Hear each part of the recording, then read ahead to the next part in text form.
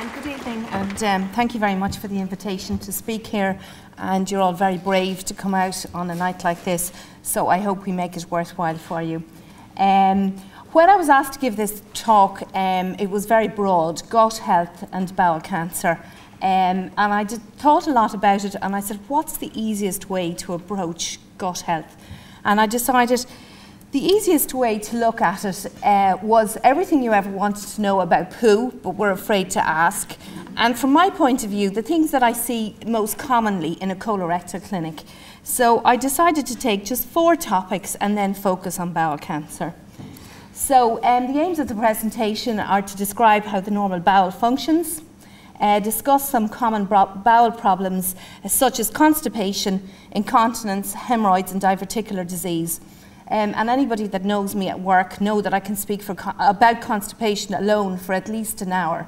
So to try and condense it into a 40-minute talk with bowel cancer that I'm also passionate about, it will be a very quick, very brief overview. I'm not really going to go into hospital investigations in any great detail because, again, I could speak for 20 minutes on that. And I'm going to really give kind of the nursing management of how we manage these conditions with regards to diet, sitting on the toilet correctly, little things like that. And then in the second part of the lecture, I'm going to define what bowel cancer is, how it's diagnosed and how it's treated. And I'm really coming from the surgical point of view. I'm a surgical nurse working in oncology. I deal with patients from the point of diagnosis when generally they're diagnosed in the endoscopy suite. I see them then in clinic, and then for 5 years after, during the time of their surgery, their hospital admission. And if they run into problems for 5 years after their surgery, I see them in clinic, I talk to them by phone. So just a brief overview of the gastrointestinal tract, and it's just a diagram. I'm going to just give an animated, which is much better than any speaking. I'll go through that in a minute. And really what I'm going to speak about in detail is the colon and the rectum. And everybody thinks about the bowel as just being the bowel, but it's actually well defined, and from the cancer point of view particularly defined. We have 2 completely different diseases in colon cancer and in bowel cancer and in rectal cancer. And the rectum is literally 15 centimeters from the anal verge right up, and I'll explain why this is so important in the diagnosis and why we get the diagnosis right. So on to the fun bit. Your digestive system consists of all the organs involved in breaking down the food you eat, absorbing nutrients, and eliminating waste products. When you take a bite of food, your digestive system is activated automatically.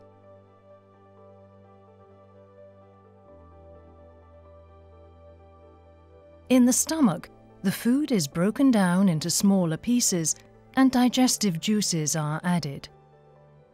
The now liquid food is passed onto the small intestine, where the nutrients are absorbed and digested.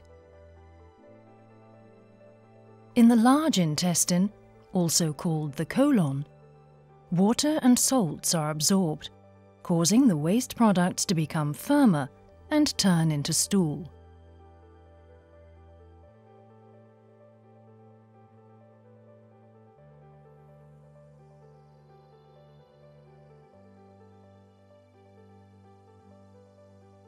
The stool is then pushed through the intestine towards the rectum by a series of muscle contractions known as peristalsis. You have 3 to 4 major peristaltic movements each day. The time it takes for food to pass through your digestive system is called the transit time. The average transit time for females is 2.4 days, and 1.9 days for males. When stool fills your rectum, nerve endings register that your bowel wall becomes distended, and a signal is sent to your brain telling you that it's time to find a toilet. At the same time, your internal sphincter relaxes by reflex, and stool moves down towards the anus.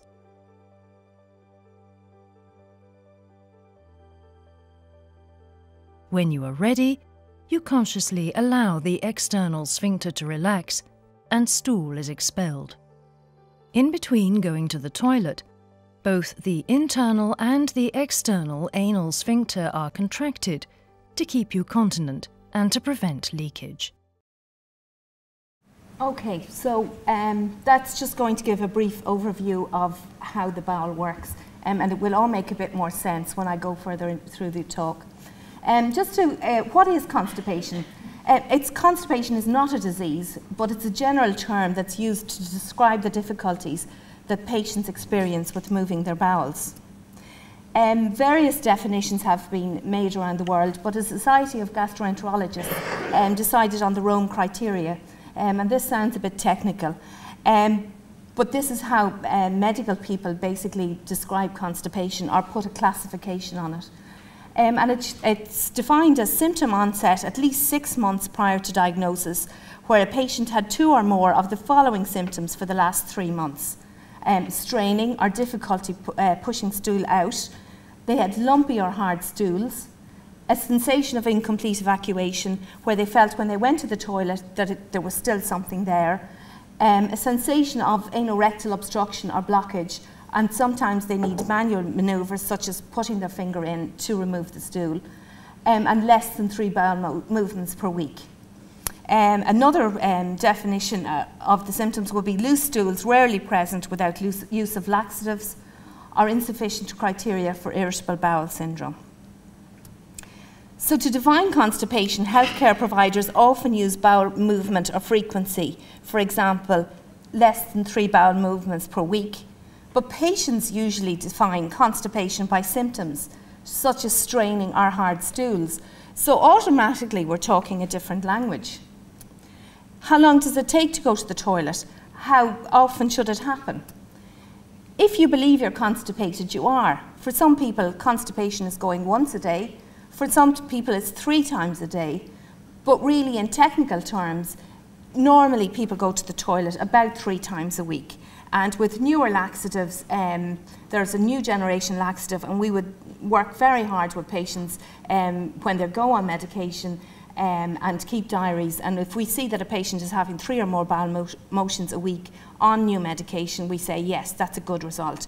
I would see patients who go to the toilet maybe once a month, and that would be quite extreme constipation. Or I would have other patients who maybe spend their weekend taking laxatives, high-dose laxatives, things like Picolax or Clean Prep, things that you normally take for going for medical procedures, and they spend their weekend on the toilet, and that's what works for them. So it is a quite distressing condition. Just an example there of a normal bowel. You see the stool in the rectum, the anus is tightly closed, the muscles are tightly shut, and the stool is in the rectum ready to be passed, and it's a nice slim rectum. And then in chronic constipation, what happens is the stool gets so impacted that the rectum gets really distended. And what can happen then is that the anus, when you look at the patient's bottom, you can actually see their anus is open, and you can see the pressure of the stool above. And then what happens is that sometimes stool pushes from above, so everything gets even more impacted. The patient then can have some quite loose stool because the stool liquefies and pushes out. They think that they have diarrhea. They take something like Imodium to slow everything down, and you have a rebound constipation. And in medical terms, we define constipation as slow transit. The video would have shown that women normally empty their bowel. It takes about 2 days for stool to pass through. With slow transit, it can take a lot longer.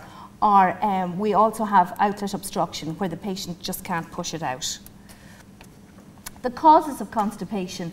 Well, it's a complex disorder in which multiple factors play a role. Habit can be a factor.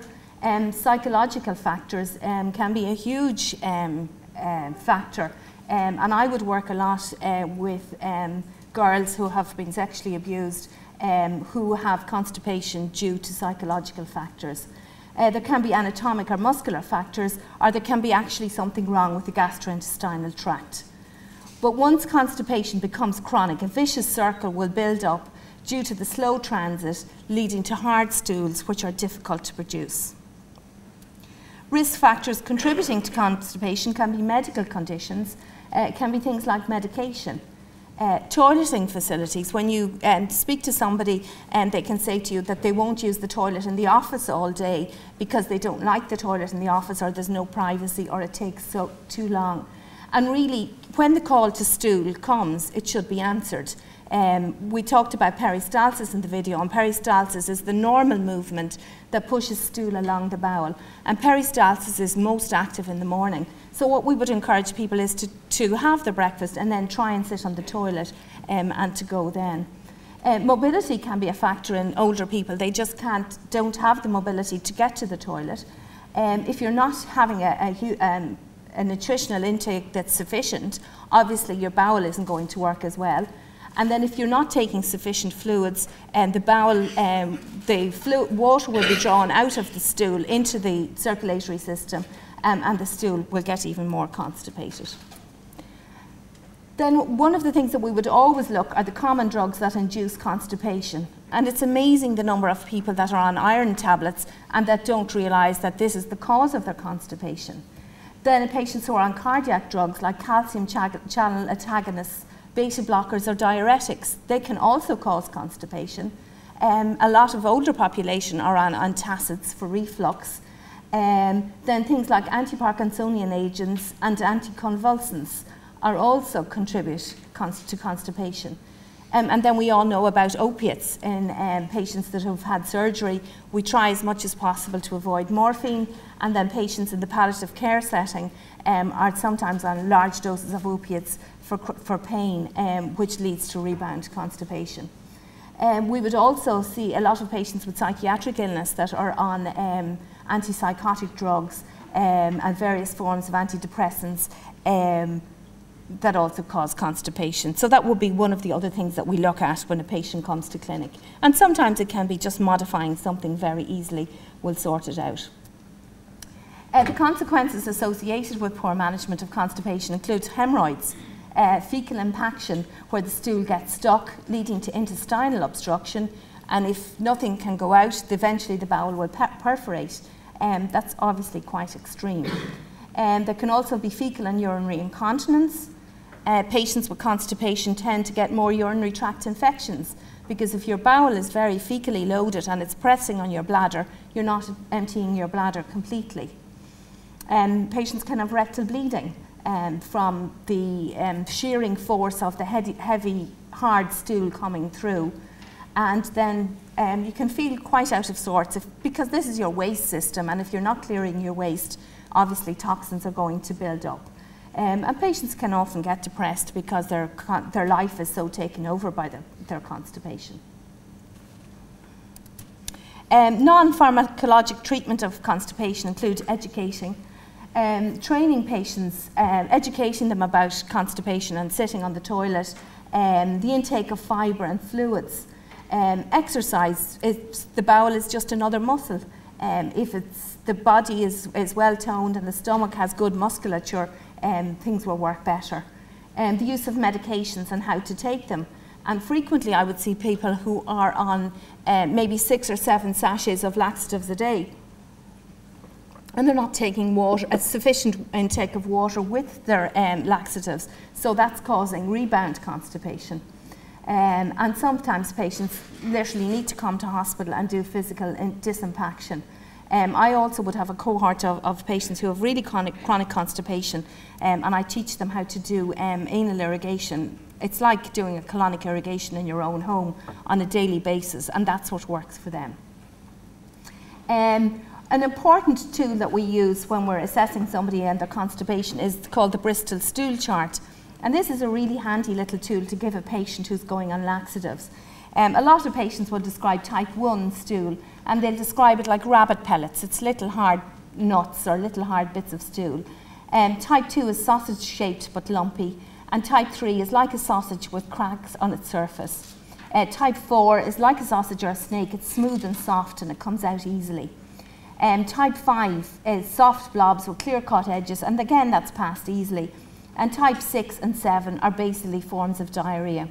So when I would meet a patient in the colorectal clinic and we're putting them on laxatives, I would give them a copy of this chart, and I would say to them, you need to work out your laxatives. I can say to you, take 4 sachets a day. But if I'm giving you 4 sachets a day and you're having a type 6 and 7 and you're soiling yourself, it's not appropriate. If you're only taking 1 and you're having a type 1 or a type 2 stool, that's also not appropriate. So if you can work with the patient and say to them, look, you're aiming for a type 3 or a type 4, and work out your laxatives according to that. Go up or down to achieve what you need to get. The other little handy tool is this, and I also have it on a t-shirt, and there isn't one for everybody in the audience. This is my personal one, and I won't let go of it. And really what happens is a lot of people don't actually know how to sit on the toilet, and that sounds quite bizarre. But I'm in conversation with people, and particular taxi men for some strange reason. They will, and no disrespect to any taxi men in the audience, I just have a very high population of taxi men with hemorrhoids and rectal cancer.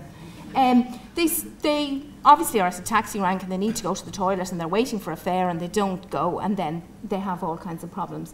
In the old days when we all got the golden pages, it was a great little tool for people to use. And if you put it on the floor and raise your hips higher than raise your knees higher than your hips, lean forward, put your elbows on your knees, bulge out your tummy, straighten your spine, and then lean forwards and put your elbows on the hips, straighten your spine, and you're pushing right down into your pelvic bone, and you're pushing correctly. And what happens is a lot of patients, when they're constipated, are straining and pushing incorrectly, and then they're pounding literally on their anus and causing hemorrhoids, which is one of the things that I'm going to go into next. Sorry, I'm going to speak a little bit about fecal incontinence. Fecal incontinence is a sign or a symptom, and it's not a diagnosis. It's important to diagnose the cause or causes for each individual. Between 1 and 10% of adults are affected with fecal incontinence, depending on the definition and frequency of incontinence used. But it's likely that 0.5 to 1% of adults experience regular fecal incontinence that affects their quality of life.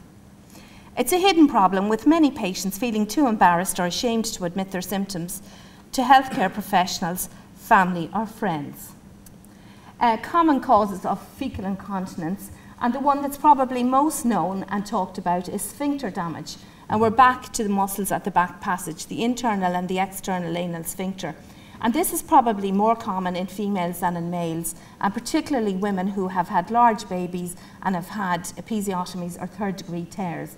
And I'll show a picture of what I mean. We also can have fecal incontinence with congenital abnormalities. Sometimes babies are born without their anus being present. And I'm currently working with somebody who is a teenager who's having quite bad fecal incontinence, and he's had various surgeries over the years, and we now have worked out a satisfactory compromise. Intestinal disease can cause fecal incontinence. A neurological disease, if we go back to the video where the signal has to go back to the brain. If the signal isn't going back for any particular reason, you've no control, you've no sensation, and soiling can happen. Psychological disease, other causes such as medication. And what I often find is when I'm assessing a patient, one of the first questions I will ask, and particularly females, if they're diabetic, what medication they're on. And there's one medication, and the minute I hear it, I'm pretty sure that this is the cause of their incontinence. And when you speak to the patient and you find out how long they've been on it, you can generally pinpoint it. Other causes are endocrine disease, and you can also have fecal incontinence if you have fecal impaction and overflow. Causes of fecal incontinence in older people would be, in particular, overflow secondary to constipation and fecal impaction. Dementia-related incontinence, where the patient is demented and they really don't know that they're going to the toilet. It can be functional, or you can have external anal sphincter weakness. This is a muscle like any other muscle in the body, and the older it gets, the less work it's able to do. Just a diagram there of the rectum again, and people with fecal incontinence may have little or no control of the sphincter muscle at the anus. And just in a little bit more detail, you have your internal sphincter and your external sphincter. And I would generally explain these as the gates. There's like 2 gates that keep the bowel closed, and if there is damage to either of these, you don't have the control. And the way I would generally explain it is, if you're doing something and you feel the urge to go to the toilet, you're having a cup of coffee and you say, oh, I want to go to the toilet, but I finished the cup of coffee. So you're using voluntary control there. Then you go and you sit on the toilet, so you think about it. So the external sphincter opens and you pass stool. And there's just a picture of a normal anal sphincter muscle, which is nice and tight, and you can see one there, which is a severed anal sphincter muscle.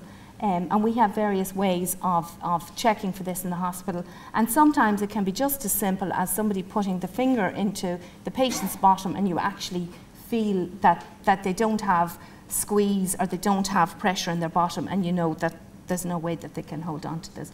There's various ways of treating this. Again, it's the topic of another full lecture, and it's just really to overview. Hemorrhoids or piles. I'm sure everybody in the audience has had experience of these at some stage, particularly if you have been pregnant. Hemorrhoids or piles are dilated anal cushions, and they're within the mucosa or the lining of the bowel, and just inside your back passage.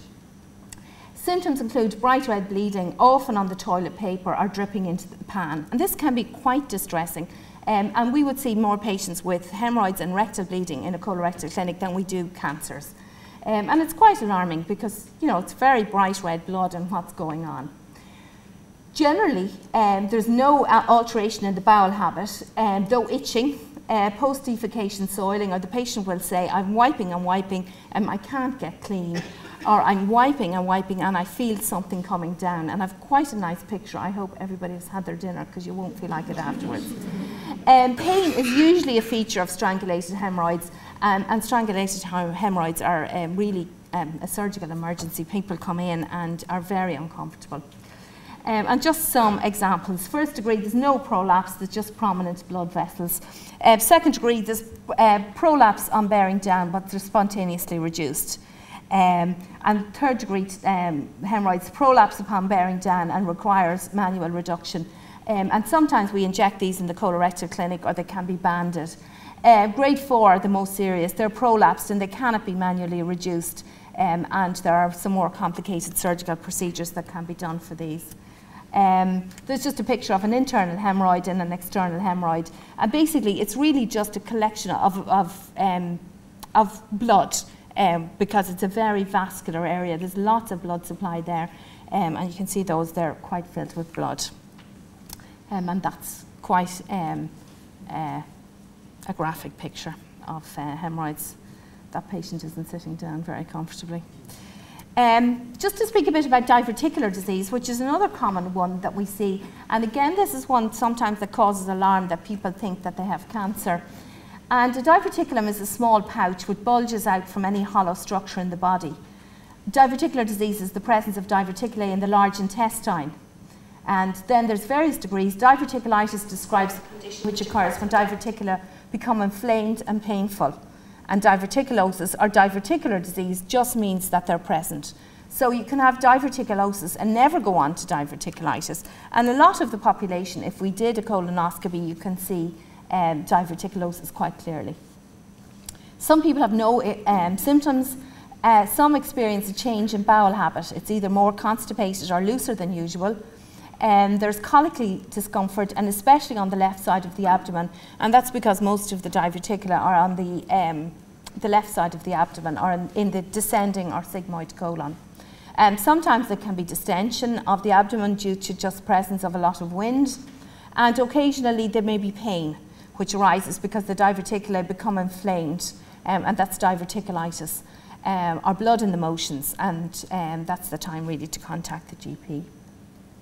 And there's just a picture there of diverticular disease, and you have bleeding diverticula, and what happens is the diverticula happen around the area of where there is generally a blood vessel.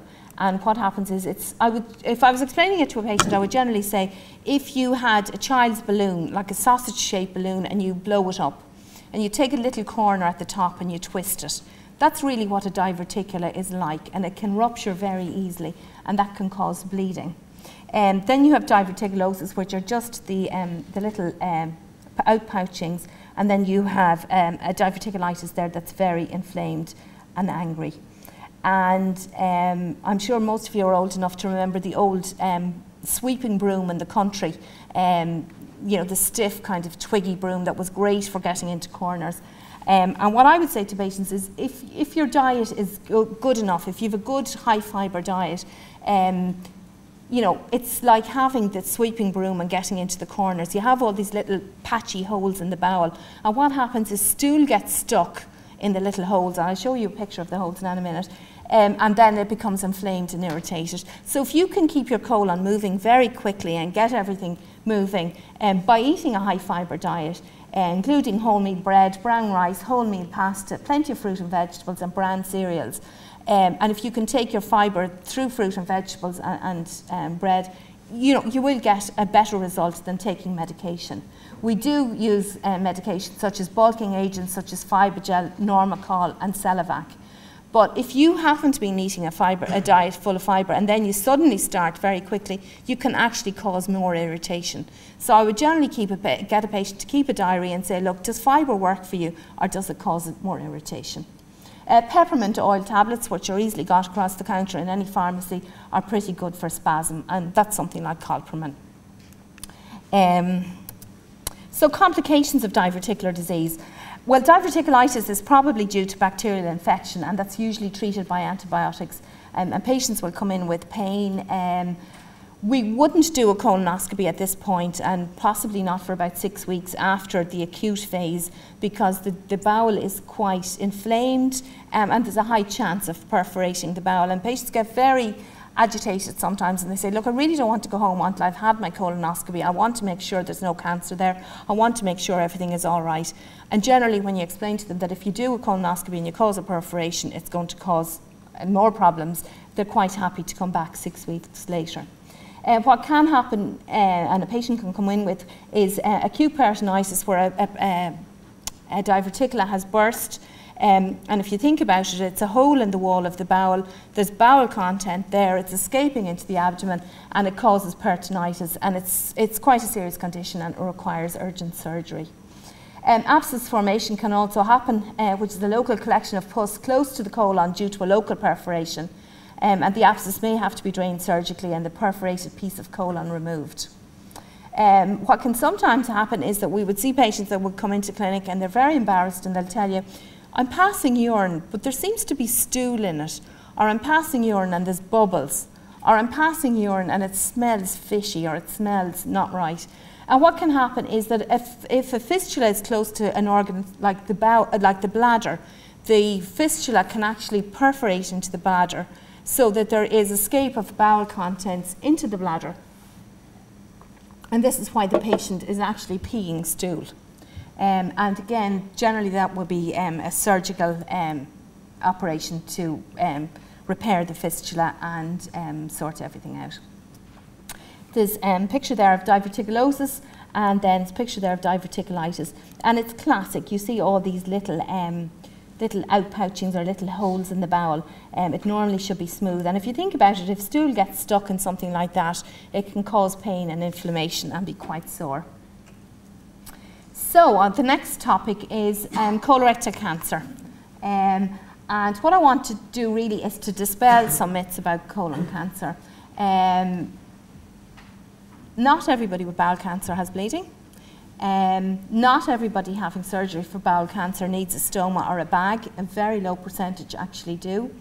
And not everybody who has bowel cancer needs chemotherapy. Just to put it in context, it's the commonest serious malignancy affecting males and females together in Ireland, and it's the second most commonest cause of cancer-related death. We don't really have very up-to-date figures, but they're pretty consistent. In approximately 2,400 of new cases were diagnosed in Ireland in 2009, and approximately 950 people died. Now, they weren't necessarily people who were diagnosed in 2009.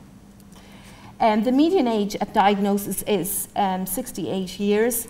In my practice, I have seen people as young as 24, 28, 32, up as high as 96, and have gone through surgery at 96 very successfully. Roughly 1 in 20 men and 1 in 30 women will develop this cancer before the age of 75, and half will die of it. And generally more men than women die of it, and that's generally because men are more reluctant to go and have their diagnosis made, or they'll put rectal bleeding down to piles and are too embarrassed to talk about it. And unfortunately, still at this stage, 80% of patients that are diagnosed with colon cancer are diagnosed at a late stage. And by late stage, I mean stage 3 or 4. And Joan, my colleague, is going to speak about how important the colon cancer screening programme is going to be, because hopefully we're going to bring this figure way down because we're going to catch the early cancers. The survival rates. The outlook for recovery depends on the stage of the cancer, with higher stages obviously meaning more serious cancer. And we talk about the 5-year survival rate, and that refers to the percentage of patients who live 5 years after being diagnosed. And I'm now 5 years in my current post, and I'm seeing the people that originally I started off with at the point of diagnosis. And it's very gratifying to be able to say to somebody, you know, your surveillance is completed, well done, you're 5 years cancer free. Whatever's going to get you after this, it's not going to be the cancer you were diagnosed with originally. Stage 1 has a 75% 5-year survival rate, while stage 4 has a 5-year survival rate of only 6%.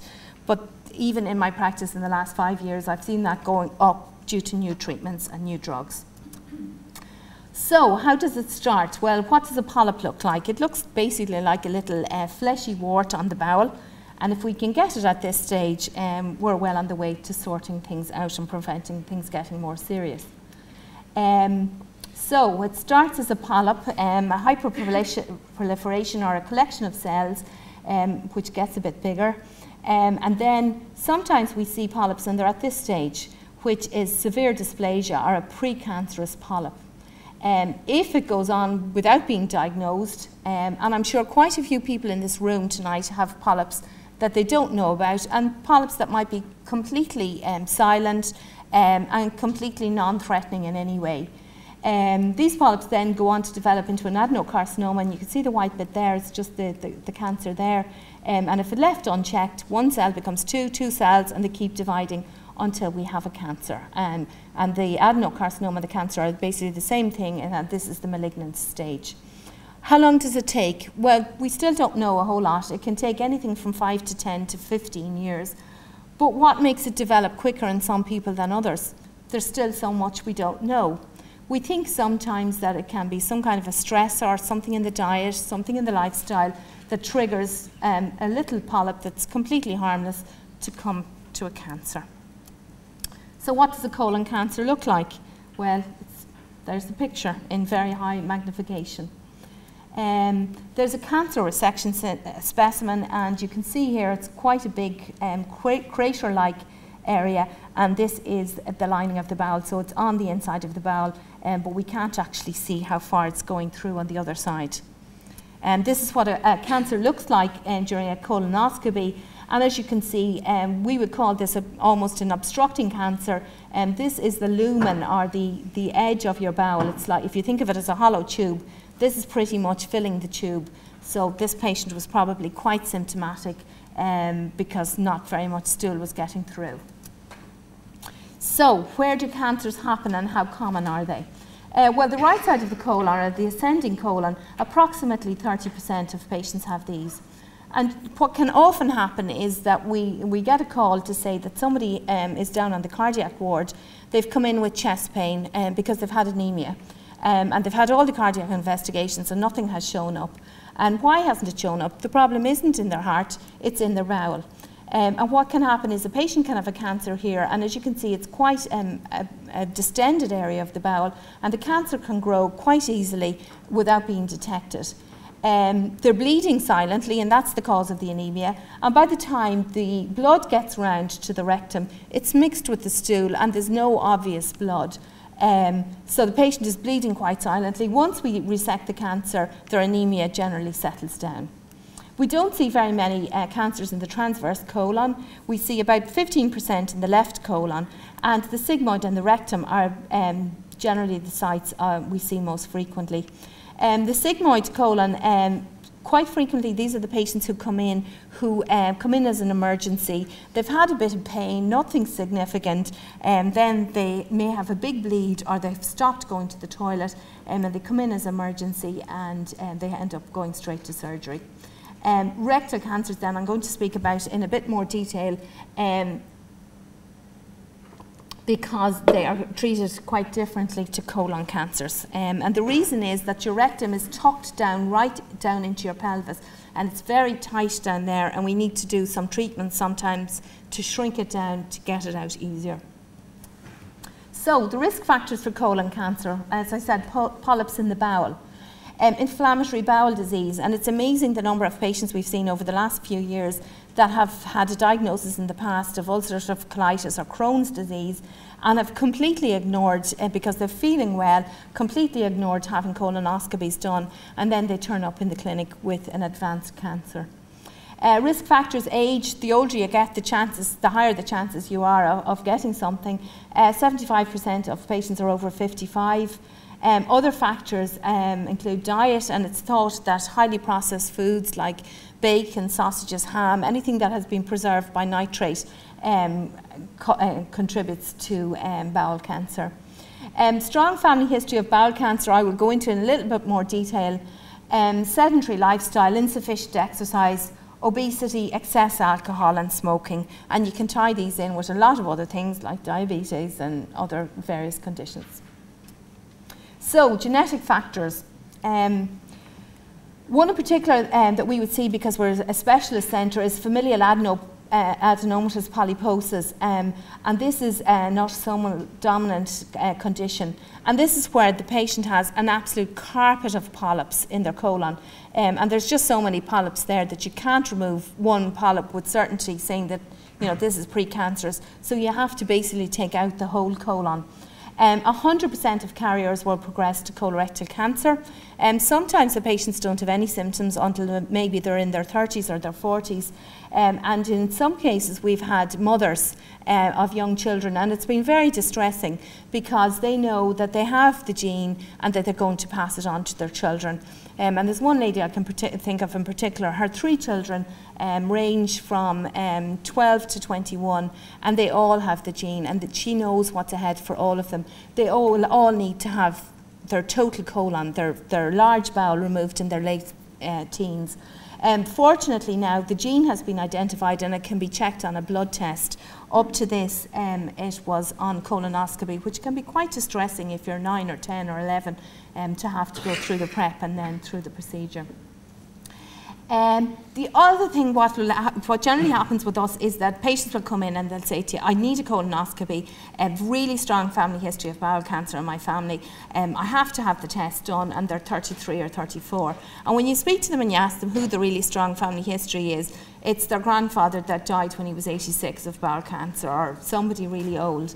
So what we look at is the Amsterdam criteria for somebody having an early colonoscopy.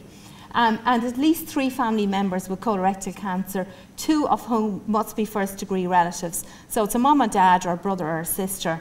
If it spans 2 generations, or there's a cancer 45 years, or if somebody was diagnosed with bowel cancer 45 years or lower.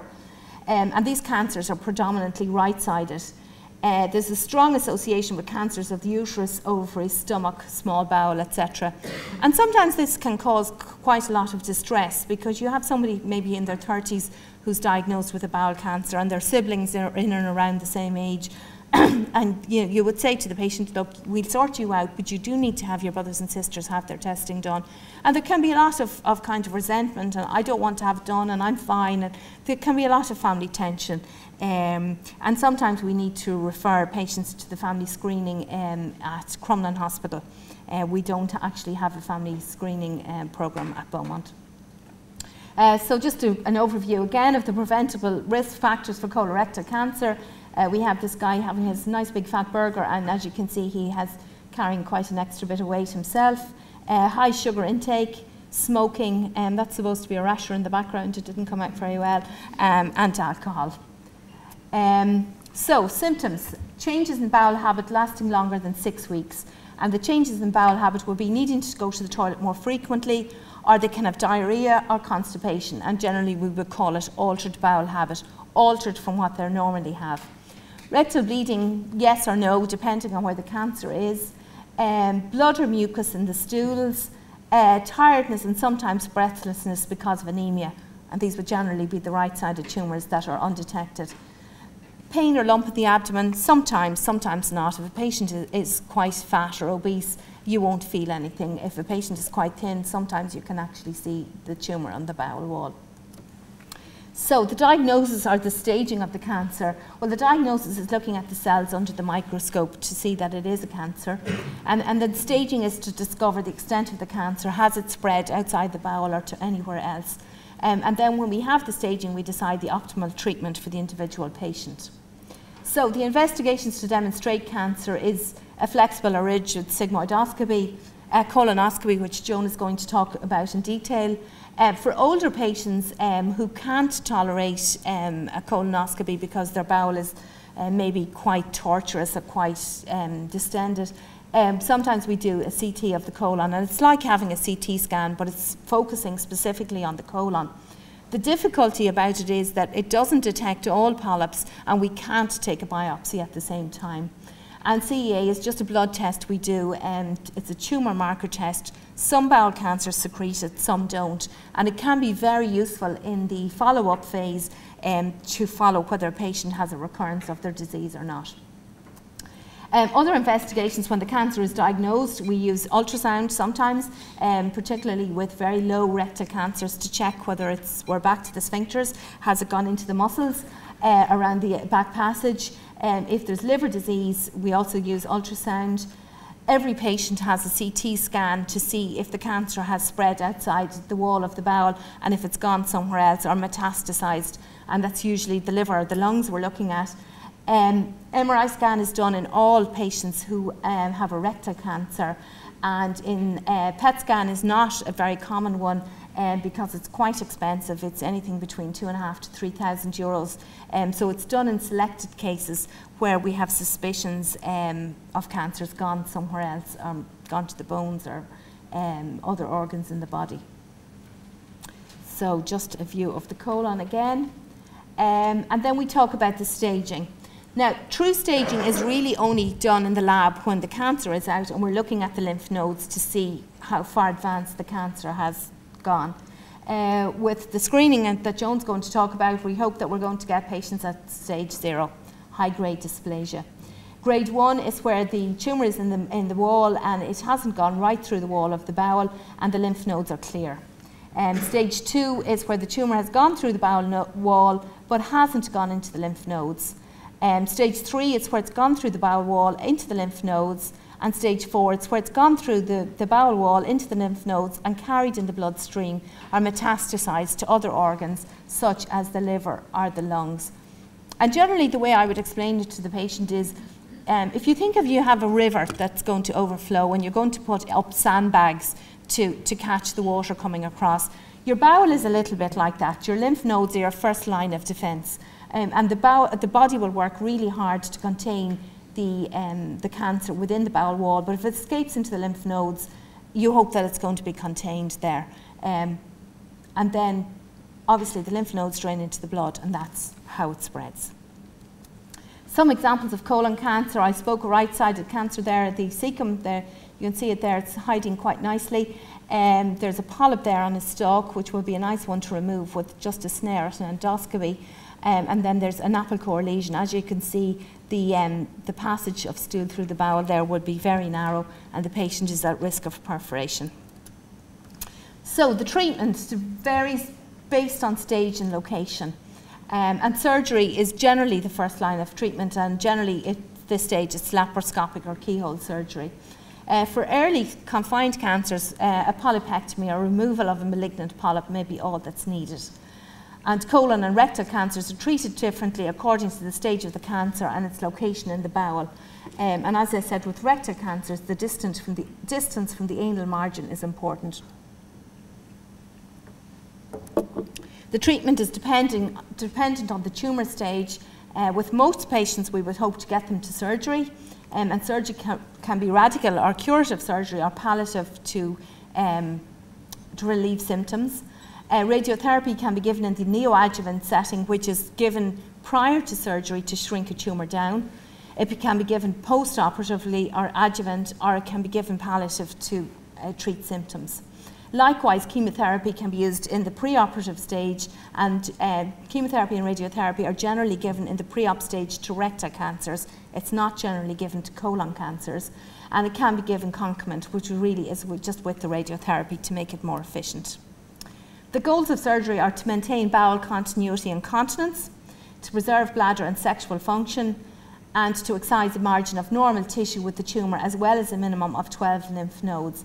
And most people think when they're going to surgery that basically we're just going to take a little bit, take the cancer out and not take anything else out. And I'll show you just 2 pictures of 2 resections. It's generally a large part of the bowel is removed to make sure that the clearance is good and that the cancer is removed properly. So surgery can be local resection, as I said, like the polypectomy, resection of the bowel where the tumour is taken out and the bowel is joined back together or an anastomosis. It can be resection of the colon with a permanent colostomy or an ileostomy, or resection of the rectum with a permanent colostomy or ileostomy. And I will speak just a little bit more about a colostomy and an ileostomy.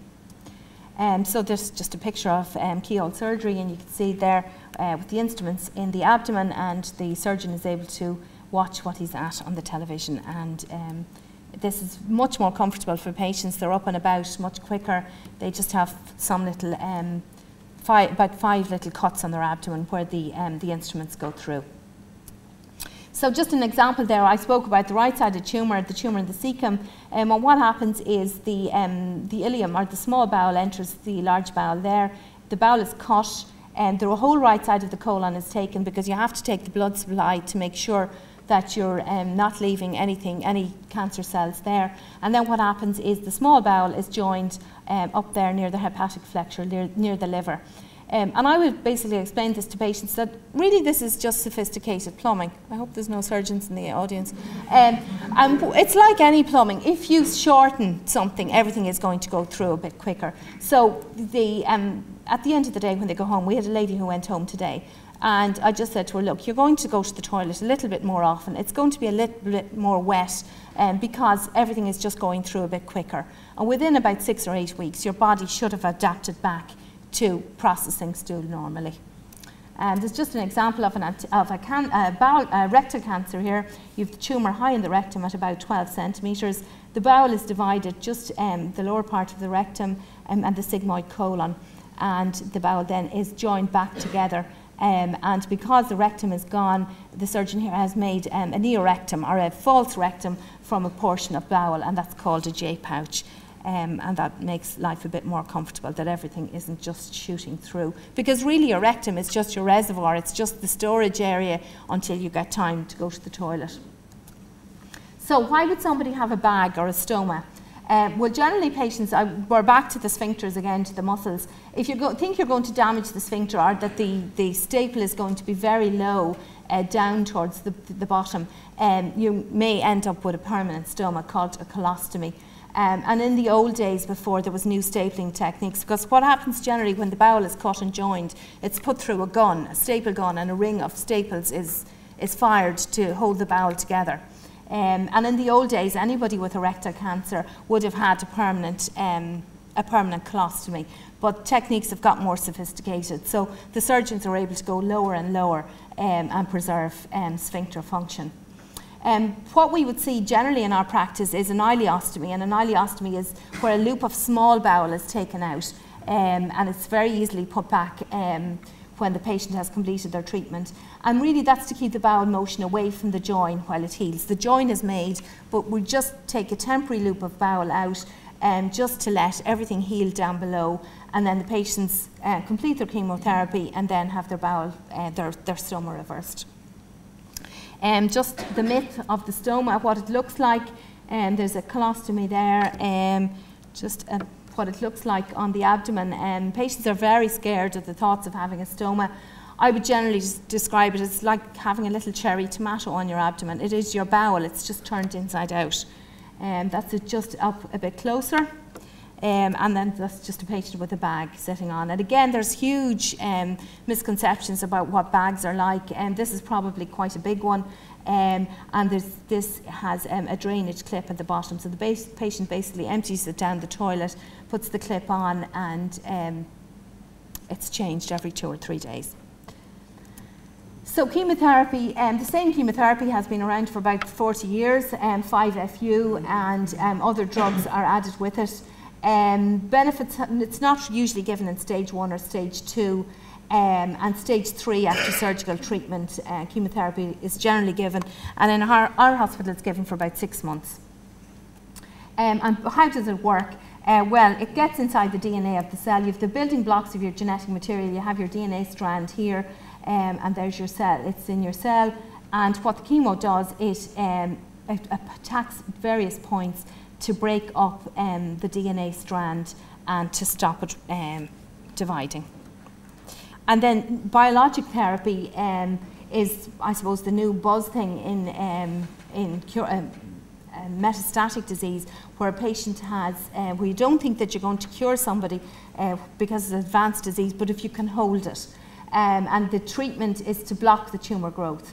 And this will be in patients really that have liver and lung metastases, and antibodies block the growth factor, and this inhibits the interaction with the receptor on the cell surface of the blood vessel. So you have your healthy cell there with your little growth factor receptors, the little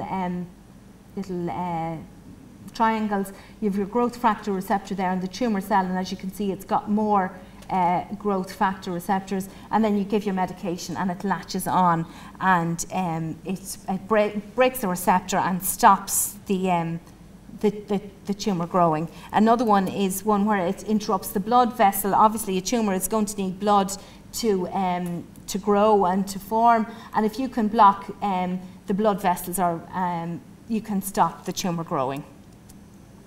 Radiotherapy uses ionizing radiation in the form of high energy to inflict damage and ultimately death on cancer cells. And again, it gets into the DNA and breaks that down. And with radiotherapy, the important thing to note is that the damage to the normal cell causes the side effects. Radiotherapy we generally use with rectal cancer patients prior to surgery. And that's just an example of radiotherapy, and the machine, the patient lies under it, and radiotherapy only takes 5 to 10 minutes treatment at a time. So then, to talk a bit more detail in rectal cancer, and there's been a lot of media press about rectal cancer, and particularly around the country, because rectal cancer is really a specialty in itself, and there are 8 designated centres in the country for patients to have rectal cancer surgery. And because, as I said, it's different because it's tucked right down tight into the pelvis. The cancer cell is an adenocarcinoma. Lots of patients get surgery, but what they need a lot of the time is radiotherapy and chemotherapy together prior to surgery for about 5 weeks. They get a break of 5 to 10 weeks, then they have their surgery. And what the radiotherapy and chemotherapy does is it shrinks the tumour down. All rectal cancers have to be discussed at a multidisciplinary team meeting, and that's where we have a meeting where we look at the patient's x-rays, their MRIs, their CTs, and see if the tumour has spread outside the bowel wall and to the lymph glands. A team decision is made then to give the patient the appropriate treatment, and that's why it's so important that and that the surgeon is competent at what they do, and that they're used to doing these surgeries on a regular basis. Just the various parts of the rectum. The rectum, as I said, is 15 centimetres, and the various surgeries then are defined by the level of the tumour. Just to talk a little about anal cancer, it's not something that we see very commonly. We see maybe about 5 a year in our practice in Beaumont. And this is a squamous cell, or it's like a skin cancer of the bottom. And this can be very distressing. The patient is literally sitting on their problem. It's more responsive to radiotherapy and chemotherapy, and 70% can be cured with chemoradiotherapy alone. If they don't respond, I will talk a little about the surgery. It's quite extensive, and the radiotherapy can be external beam or brachytherapy and chemotherapy. And this would have been the old surgery that would have been done for rectal cancer. We still do it with very low tumours. You can see the tumour very low down there. So the bowel is removed. All this, if you think about it, this is your back passage, and you're left with an end colostomy. So you now have this great big gaping hole in your bottom, which looks like this. What used to happen previously was that you had to wait on this to heal. There was various packings and things put into it, and various dressings, and I have recollections of patients being in for 3 and 4 months to just get their bottom to heal. But in Beaumont we have a really good team of plastic surgeons, and what they do is they take a muscle flap from the tummy down and they rotate it into the gap. So the patient will tell you afterwards they have 3 cheeks to their bottom. And you can see it here, it's quite disfiguring, but when everything settles down, it works very well. I'm going to give a case example at the end of a patient who had this surgery and was home in 7 days because everything healed so well. And if you think about it, the patients have had radiotherapy and chemotherapy, so everything is very damaged down there and very slow to heal. So if you're putting some of their own muscle, some of their own body in, they're not going to reject it. A little bit about metastatic disease. You have your tumour here, and as you can see, the spots have gone to the liver and gone to the lungs. And if somebody had presented like this, really, there isn't a huge lot. There's nothing surgically we can do. It will be chemotherapy.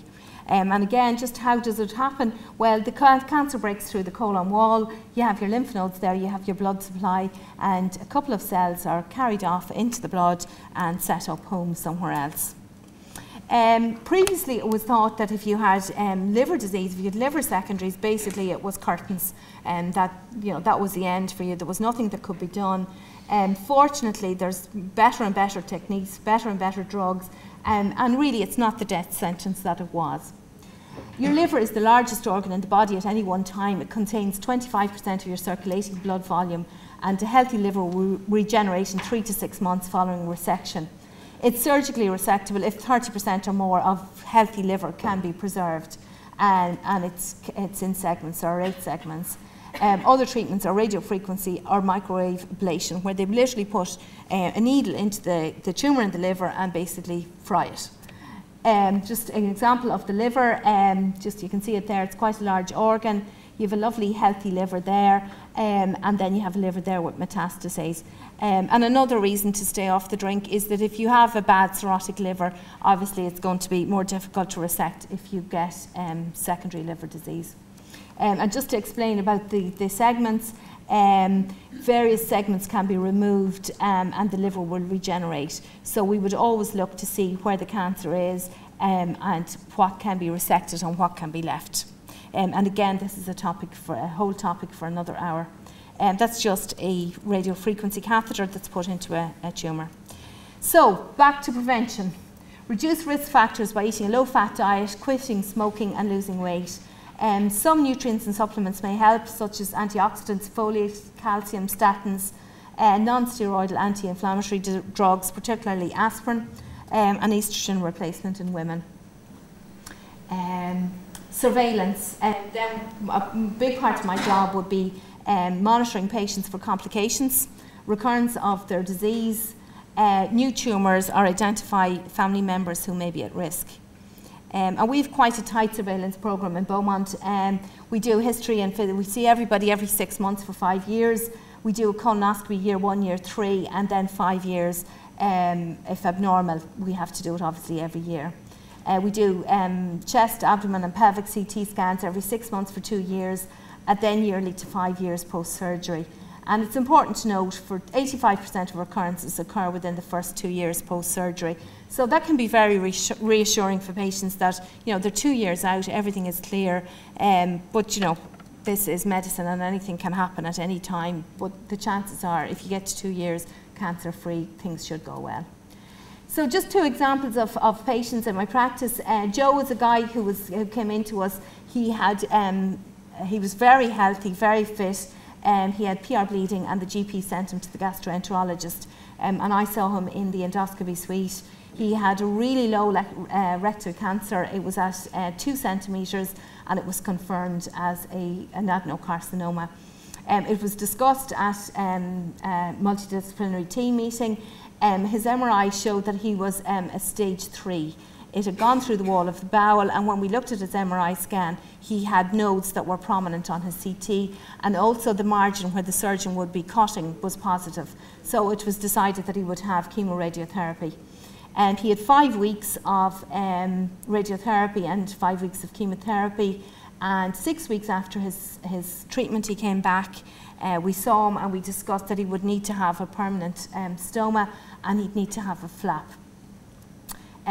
He had his date of surgery confirmed, and he met the whole team, had his surgery, absolutely flew through everything. Day 1 he was out of bed, he was home day 7, and he had a complete response to his tumour. There was absolutely nothing left.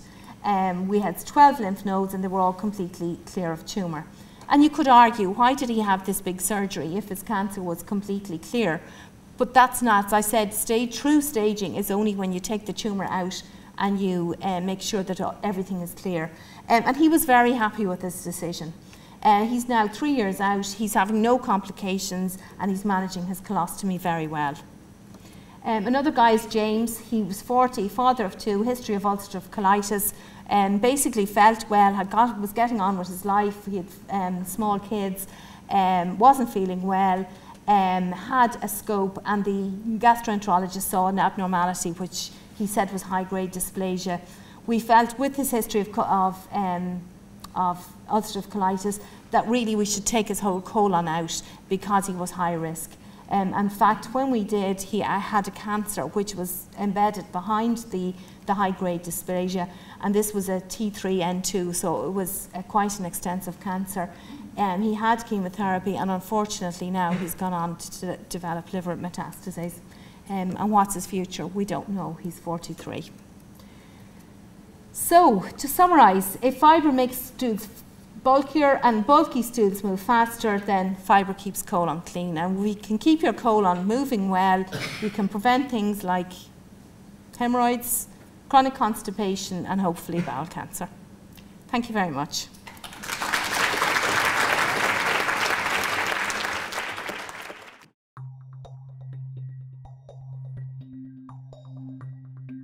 Well, it's a chance to spread the gospel that it's okay to talk about bowels, and you know, some of the questions tonight were very real, and even though they weren't to be of a personal nature, you knew that these people were talking about themselves, and I think it's sad if they had to come somewhere here like here tonight. It's good in some ways but bad in other ways that they had to come somewhere like here tonight to discuss their problems, that they don't feel confident to talk to their GP or to their colorectal nurse or wherever that they attend.